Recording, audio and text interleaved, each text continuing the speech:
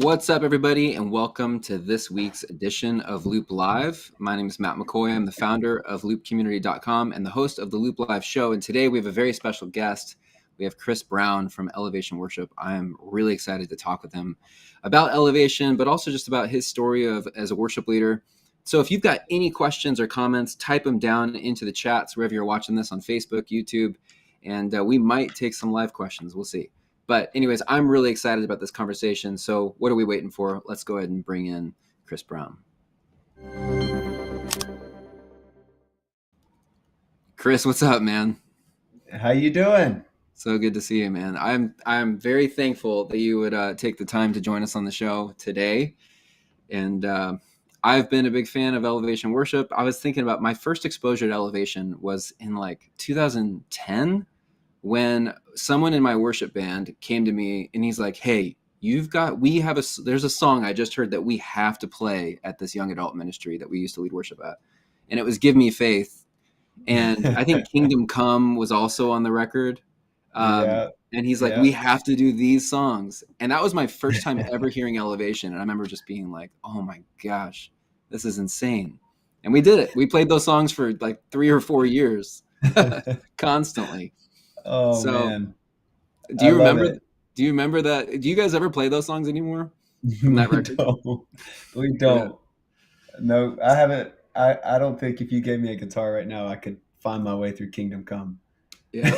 May your will be. Yeah, dude, that's such a great song. But anyways, so the last time I saw you, it was probably like a decade ago when I came down to the Matthews campus at Elevation, and we Uh, just like it was you were there, but some of the other guys from Elevation Worship were all there, and we just kind of played with Ableton Live for a bit and talked about tracks, and it was yeah, a good time. But a lot has changed since then, and that I would would have just that would have probably been you introducing us. I'm sure to Ableton altogether. I don't know that.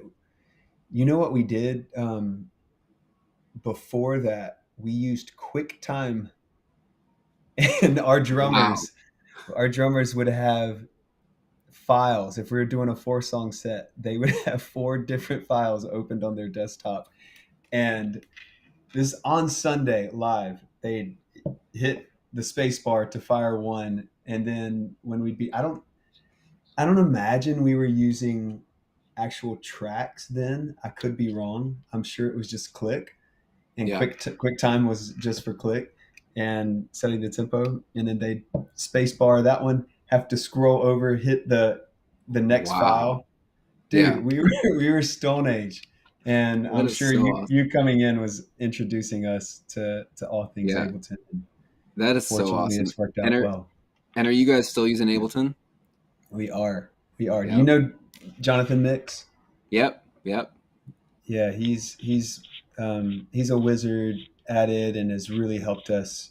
Um, to my knowledge, utilize it really well. I think he Yeah, does a great job, but I'm ignorant to so yeah. many things Ableton Well, as well. And fortunately, we have the right people around us to, yeah, and yeah, with Jonathan, like you guys have also, I think you were doing some really edgy stuff early on of even keeping campuses in sync with a track over right. Ableton Live on a network and pretty geeky, nerdy stuff.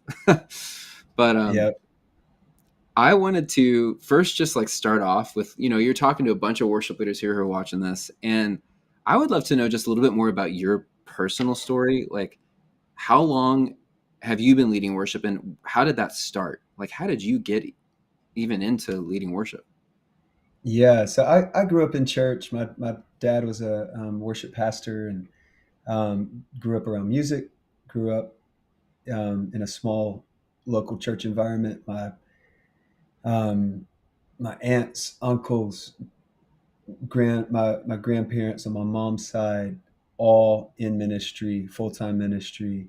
My sister married a youth pastor. Like I'm just surrounded by it, Yeah. and have just really have a rich heritage in my family of ministers, and so Is your dad still doing music? he's a part of our no, not full time, but he's a part of our Elevation Columbia, which is in South Carolina, Columbia, South Carolina campus, which is really cool. He retired a few years back, and then Yeah, he hopped into to serving there, and leads an e group or small group, and is loving kind of having a different seat in ministry. it's got to be After pretty awesome for him also just to watch you kind of take that torch and run with it. I guess You know? so. I think so. Yeah. I mean, I'm standing on his shoulders, and not just musically speaking, but he and my mom never put pressure on me at all to go into ministry. They never put pressure on me to pursue music. They did an awesome job of just fostering like what I was passionate about. Like I think season over season. So when I was a kid, I was passionate about baseball. Yeah, And so my dad was not passionate about baseball, but he would get out there and throw with me and go to my games, um, and then eventually that turned into loving music and starting to write when I was a teenager. So I think, to more of your question though, when did I start leading? I started leading in college, and had a great mentor, who just he he would have me show up on Tuesdays and Wednesdays to start. This was like when they would. Maybe a lot of people still do this. We don't do this anymore, but he would have me print off chord charts, so that I could get them ready for the band rehearsal and set up yeah. the printouts on music stands at their band rehearsal. And that moved into charting the songs, um, and I would just be around, man. I just wanted to be in the environment and wanted to soak up as much as possible. I would sit there after, I ran cables and set up music stands, and I would sit there and just watch them rehearse and listen to see how he steered the rehearsal and how he led, and I started leading for youth group, um, and so I fell in love with it, and I've known Pastor Stephen since we were teenagers. He and I were in bands together, um, and so when he started the church, I heard immediately about it. We had kept in touch a little bit through college, but heard that he moved to Charlotte to start the church, and my wife and I moved up like 9 months into to Elevation starting, and Yeah, been here since, and trying to grow and steward it, man. it's wild, man. It's so awesome. You know, you'd say that you started off printing off chord charts, and it's funny because just last week I had a conversation with someone. Well, I was remembering you and I are probably similar in age. You might remember this, but like you know how a computer you right click and you've got cut and paste. Like I Yep. remember when I was a kid in youth group making like chord charts, I would actually like legit cut and paste. Like I would print off a song, cut it out, put it on a copier and shrink it down, like do like the 70% Yes, printout. dude. And then you Whoa. literally paste it to another sheet. So you've got two songs on one sheet and then copy that one. Do you remember that? Or am That's I way older crazy. than you? No, well, I know exactly what you're talking about. Yeah. I was trying to make a And I two feel like, column chord chart. oh, okay. I was trying to figure out why you did that from a functionality standpoint, because I'm sure I did that, um, in some fashion, but Yeah. I don't know if I ever did. That makes perfect I was sense. So trying to get two songs on one sheet. So got then you're it. not having to like flip so much, but you have to shrink the songs down. And that was before Right. like, fancy software now where it just does it automatically for these Tracking. kids. But Whoa. anyways, that's cool that Yep. that was your beginning. So Yeah. so you go with Pastor Stephen, you start leading at Elevation, and I'm sure you've seen that place change so much over the years. How have you personally grown as a worship leader and a songwriter since you joined Elevation? Like from that point on, like how would you say is like you've actually changed the most as a worship leader? Man, I've been here 15 years, so it's, good grief. I couldn't remember. We were talking about that song "Kingdom Come." Yeah, Um, I couldn't remember that far back on a song. I'm sure there will be so much that I'll forget, but I don't know. I think hopefully I've stayed adaptable and willing to change through the years. I think the landscape has changed so much with what worship music is, even over the last few years, but definitely since 2006, 2007, when I started leading here.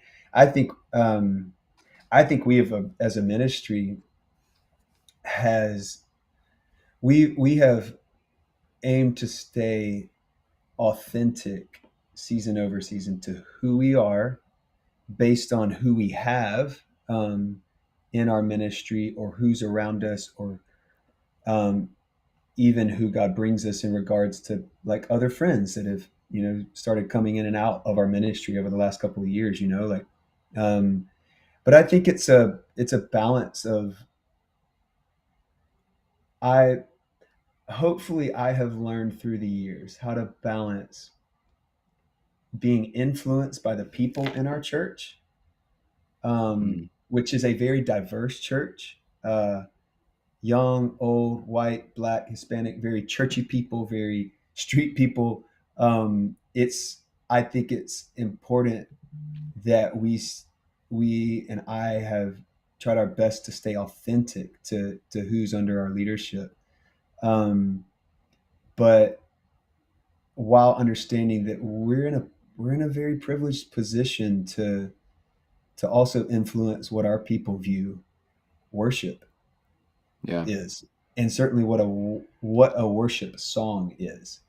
That's something that I've tried to not carry lightly over the last several years. Is um, the the position of influence God has continued to give us to carry that and influence others. And I think what's beautiful is it's a little bit of both like that I think we're trying to balance, like current culture of our church informing the types of songs that we write, Yeah. balanced with us wanting to challenge maybe what people's mindset of a worship song, or even just challenging what people get comfortable with or their preferences of what they Yeah. want to hear or like to hear in a worship song or in a worship set. So hopefully I've grown in my understanding of how important something like that is Yeah. to carry and steward. And part of the I love even this is kind of a whole other thing, but like I love part of the writing process that, or even the production process, or when you discover in a live atmosphere at church, when you hear a voice that takes a song somewhere new. Hmm. So years ago, I would have just been like, man, there's so many songs that I dearly love, and it doesn't matter whose voice is singing that song. If it's a guy singing that song, a girl singing that song, Yeah. I'm gonna love that song. And I think some songs are meant to be that way and grace to be that way. I also think it's cool though, like as I've grown over the last 15 years writing and the types of songs we've written, playing with like there are some songs that a certain voice will always be intrinsically tied to that song, and a certain voice from a production standpoint, or Yeah. I don't even want to over spiritualize it, but I'll say like an anointing on the song because of that voice will take a song somewhere that Yeah. that it may have never gone before. And I've loved discovering that, and it has helped me knowing that it has helped me not ever get too precious with like Hmm. who's singing what, or I Yeah. I want to sing this, or because Yeah. there's just too many examples of songs that I know without a shadow of a doubt, like they were Yeah. meant to carry that song, like Yeah. their voice unlocked what no one Yeah. else could. You know what I'm saying? So Oh, yeah. A great example of that is I think Naomi Rain on Gyra in the bridge of that. yes, I mean, I feel like that's such a unique. I mean, that's such a great. bridge of a song, or whatever you want to call it, a bridge, an outro, or whatever. But and a lot of it's so good that probably anybody could sing it. It'd be great. But there's something very special about her voice. It's like a signature on there. Yeah, That yeah.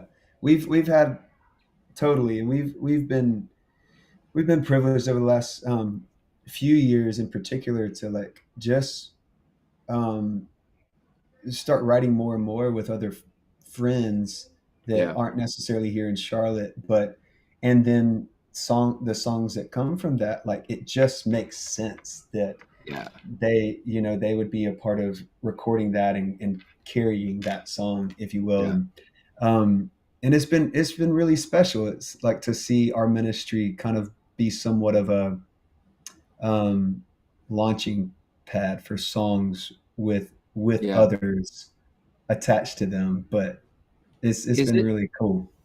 Would you say is it challenging now, like to go into songwriting sessions, just knowing like everyone's gonna expect, the next blessing or gyra or like what tips would you have for songwriters who are, Yeah, you I know, don't know. I mean, it's definitely in the back of my mind, and I, I I think it would be hard for anybody, any yeah, creative writer or whatever, to pretend like that's not there. But um, Pastor Stephen talks about this all the time when we whether we go into, it's not like we talk about it at the top of any right now, but it's certainly just always in the conversation of like, man, we can't ever chase like what that was, because that existed and lived and was created in a moment that can never be recreated. So why bother? And we didn't we the blessing, for instance, as you mentioned, that it didn't come out because we were chasing something before the blessing. right, um, we weren't trying to recreate a sound or a song, and yeah, Gyra certainly wasn't because we were after something. That was a nonstop. The day we wrote that, we had never written with Chandler or Naomi, and we went into a we were in this house with several others from our team and Mav's team, and there were different writing groups happening, and we were actually in a basement of the house. But we went down there and we didn't really come up for air for like 8 hours. Like that day was one nonstop, but it was the music didn't stop and the writing didn't stop. And we got to the end of that day and realized like, oh, we got to piece some of this together, because Gyra, like you were just mentioning, is a bridge, the outro. What is it? It's got like yeah, 7 different movements or vamps or whatever. yeah, yeah, They We got to the end of that and had to figure out like, we have Gyra, and we also had this on that album called Shall Not Want. They were kind of they were being written at the same time. We didn't even see them as two songs. It's not like we said, oh, we just yeah, wrote a song and we're going to call it Gyra, and now we're going to move on to the next. It was like one nonstop 7-8 hours of just music coming, and and then we actually had to piece together like, what should the bridge be, like which yeah, one of these movements yeah, should be considered the bridge. And it was fun, and we had never written that way. We had never written in such a quote unquote unstructured fashion. yeah, So I think like, yes, the pressure's kind of it exists in the back of your mind, but at the same time, if you just stop long enough to go, well, any song that I won't even say that God's given influence to, I'll just say that we love personally, that I love any song that I've walked away yeah, loving, whether it has, influence or yeah, not. At least now, I'm also standing on enough history of songs being written like that I love, because they came from a pure place of like, no, we weren't yeah, actually chasing something else. It's just we were yeah. in the moment.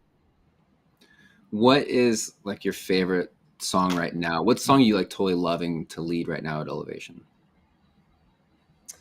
I mean, we it's weird. We kind of we we have songs that'll sit around for quite some time, but I would still think like Same God, even though we've led that song in Yeah, church now for over a year, um, it's been out for maybe 6 months.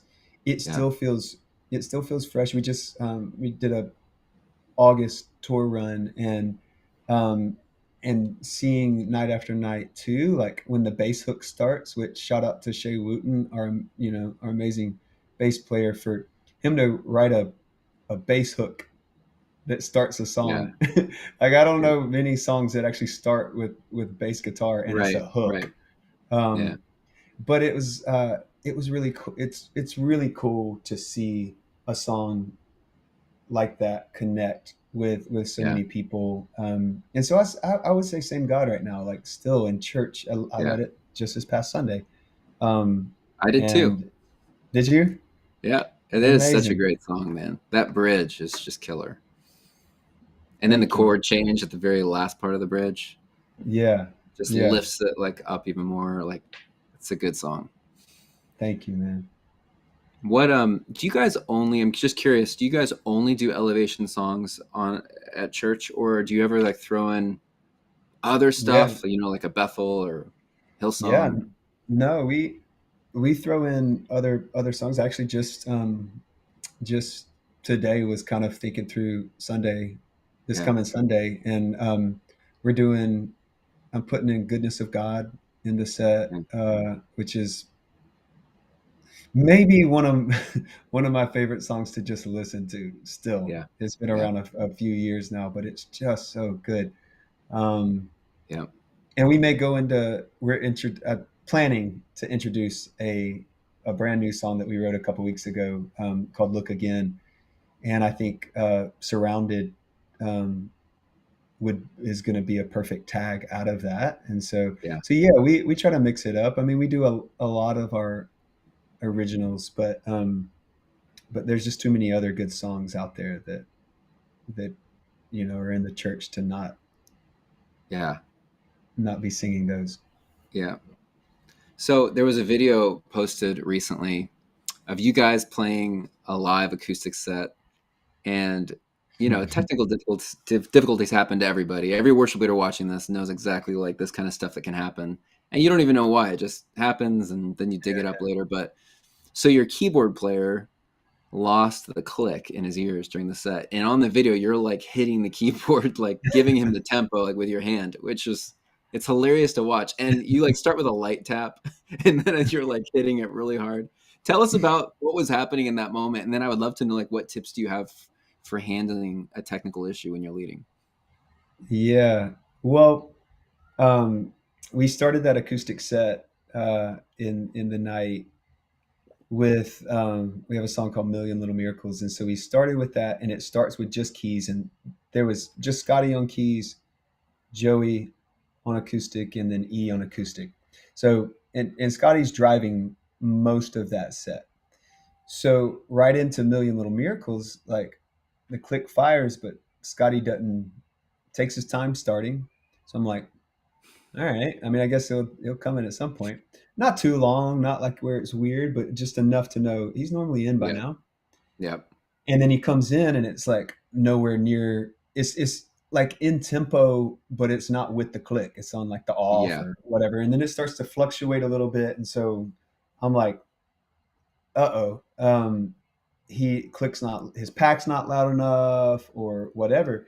But we make it through a verse and chorus, and then I think after chorus one, I think we got on at some point during verse and chorus, and then he takes a turn just himself after chorus one, and then it was just completely off again. And I was like, oh, he doesn't have click. So I just started tapping, and the rest of us all had click, and come to find out. So what's going through my mind the whole time is like, surely our amazing monitors guy Pat is gonna hear this, and like he'll know, like, oh, Scotty's off, or Right. EJ Mix or somebody, and they'll just send him click. I didn't know what it was. I just knew like he can't hear something. So so yeah, I mean we just had to. we had to keep trucking, and we made it through the whole set. Was it And just click or did you have tracks too? no tracks in that. Okay, that's good Um, because that could have been a disaster. yeah, absolutely. So we make it through the acoustic set, which is probably, I don't know, 15 minutes or so, and it was it was all fine once what he was following me at some point, but for the most part, once you've got strumming acoustic in, which Joey and E both had click, so they're Yeah, on, and Scotty's following he's following the vocals, he's yeah, following the strummings. Um, but we make it through that, and then we kind of stay at the B stage moment, but the full band joins for Gyra. And so when it wasn't awkward because everybody in the room stands, I made my way back to a talkback mic and said, "Hey guys," talking to just our sound engineers, like, "Hey, Scotty doesn't have click. Can y'all get him some click?" And that was also routed to Scotty's ears. yeah, So he uh, he heard me say that, and he said, "Oh, I thought none of us had click this whole time." So he went the whole set thinking we're yeah, just all in this together, and yeah, nobody has click, and it's an Ableton issue as opposed to like an ears issue. And so yeah. it just turns out like his pack got swapped with someone else's. So Oh, um, his yeah, click was technically being sent to Scotty's pack. Scotty just didn't have Scotty's pack. yeah, Um, so yeah, totally. Things like that happen all the time, and we made it through. I don't think too many people would have known, and it just so happened that uh, our social um, our social person Sam, she had set up that little 360 camera. That's the yeah, only time she set it up. And when we got off, I told her, I was like, well, um, hey, let's try it another night. It'll be cool because that was kind of a disaster since Sky didn't have click, yeah, and then she cut it up in a funny way and showcased yeah. what she showcased in it. So it I was loved it. I love the part of the clip where like Scotty's eyes like go sideways, like he's looking at your hand tapping, and he's like, right. so did he probably caught what you were doing, right? He Yeah, yeah, had to yeah. have. Okay, He because he then you were totally making it really obvious at one point. yeah, he knew, but he just thought I was keeping time Yeah. for everyone because he just didn't think any of us had click. So he's like, Oh, "Well, that's Chris so is just trying to awesome. set the tempo for everybody." Yeah, yeah, that's Uh, so good. So my last, I got two more questions. all right. What what's some advice you would give a worship songwriter who wants their songs to be heard? So they're writing songs, but they want them to be heard. Like what advice would you give? Because we've got worship leaders, songwriters watching this. What would you say? Man, I would say I've I've talked to other writers and worship leaders about this, but don't don't equate success with visibility. I don't want to sound deflective like with my answer, but you should decide early on, like right now, that your motive for writing songs comes from, not being able to, like, your motive for writing songs can't be for other people to hear them. Mm, Your motive deep down can't be like the drive to like get your songs out. Your motive for writing songs has to come from like you feel on mission and you feel called to do that. And that doesn't need to take the drive away or the passion away to work strategically, yeah, to get your songs out or to put into practice and that strategic part of your brain and get your team lined up and get vision, turned into action. But don't let your driving motivation to write songs be for others to hear them or churches to sing them, because if so, then I mean, all of us, um, we'll just go home and lick our wounds when we think like success means people are singing my songs, or success means I'm, I've influenced, this many people, or I'm in front, or the song I wrote, did this, met Yeah. this metric. I don't know that, like, I don't know that I'm your guy to, like, give everybody 3 steps on, how to have a song become influential, but we were talking about our early stuff. I mean, we wrote 3 albums that no one's ever heard, from, like, Yeah. early years, and eventually, without strategy or without a Yeah. marketing plan, one song started to raise its hand, and garner some Was that attention. Give Me Faith? Yeah, it was "Give Me Faith," and that one song, like, it opened a few doors for us that we prayed about walking through, um, and we did, and then we had, I think we made another, or we did make another album after that, that I don't think, gained too much traction or attention after that. um, but we just stayed committed to writing songs because we had vision from Pastor Stephen to write for our church, not Yeah. vision to write songs that would become widely heard or sung, and certainly not to, like, go out there and get awards or accolades or whatever. We were writing because we were called to do it, and so I think, again, I don't want to give, like, a deflective answer, like, thanks for not answering that question, but I just do. I think, like, the motivation is everything, and I couldn't even trace back with you, like, so then in 2012 we put this plan in place to Yeah. get the song heard. It's just been like, stay stay focused and stay committed on what we really feel called to do, and Hmm. steward that the very best we can in that season. And don't get ahead of yourself, and don't think like you have to. Don't compare yourself to other songs or other ministries. That's a bottomless pit to that you'll just dig yourself into, and just stay focused on who you're called to serve in your ministry. And I can't wait to hear over the next decade and more, like, the songs that keep coming from churches. But I think, like, the church just needs to continue to bring pure songs and authentic songs to the table. And so, don't equate success looks like visibility. Success looks like this metric. Yeah. Success looks like this, getting on this playlist. Yeah. um, and just let God breathe on what He breathes on. That's good, man.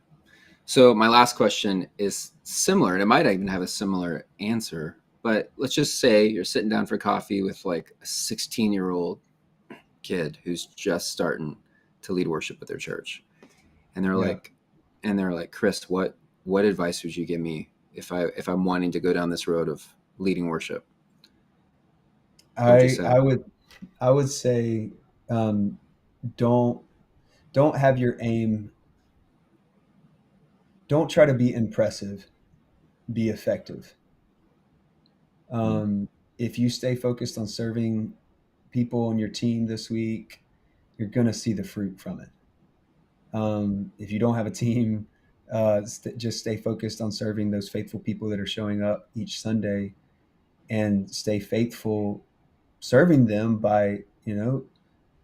creating a great set list, and bringing the best musical offering you can bring, to those that God's entrusted to your leadership. And I think when you let too much creep into your psyche, or your motivation of, well, I need to get myself out there, I need to be, like, impress others.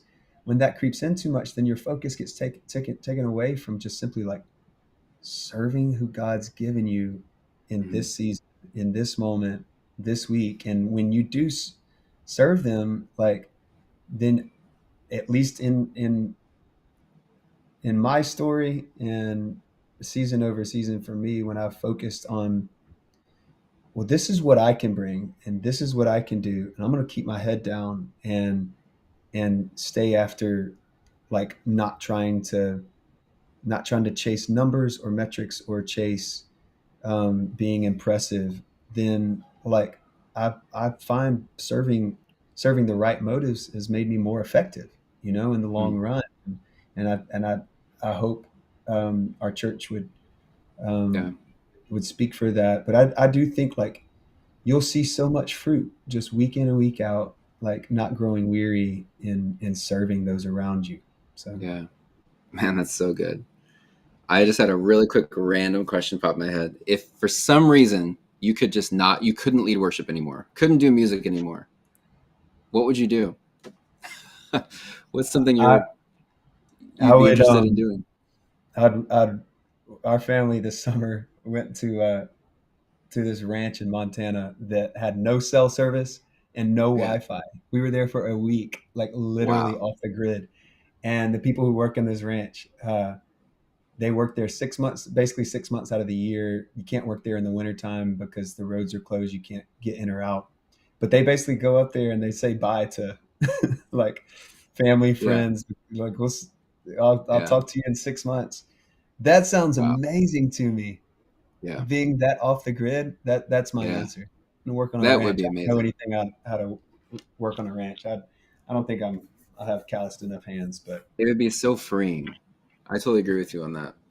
Well, Chris, yes. I appreciate you taking the time to join us for this. I speak for myself, and I'm sure for many other worship leaders in that. Just I'm so thankful for what you're doing, right? The songs you're writing. I see firsthand every week how your songs are impacting my Mm, church. Like I recently heard Chris Tomlin say something about like how songs are life rafts for people, and mm, I see that every single week. Like songs, there's certain songs that just people cling to, and then they keep listening to it over and over and over, and it helps them through some sort of season. And I know that many elevation songs are in that category.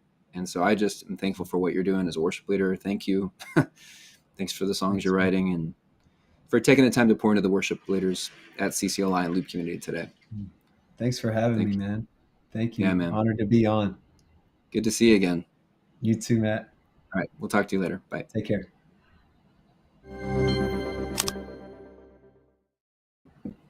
All right, you guys, really great conversation with Chris from Elevation Worship. Write down in the comments what's one thing you're walking away from this interview with. What's one thing that stood out to you? Love to hear from you. Maybe write down in the comments too, what's your favorite Elevation Worship song? What is a song that really has impacted your church and your worship leading? Love to hear from you. As always, hit the subscribe button or the like button wherever you're watching this from so you stay tuned for more future shows. And thanks for joining us. Thanks for being a part of the community.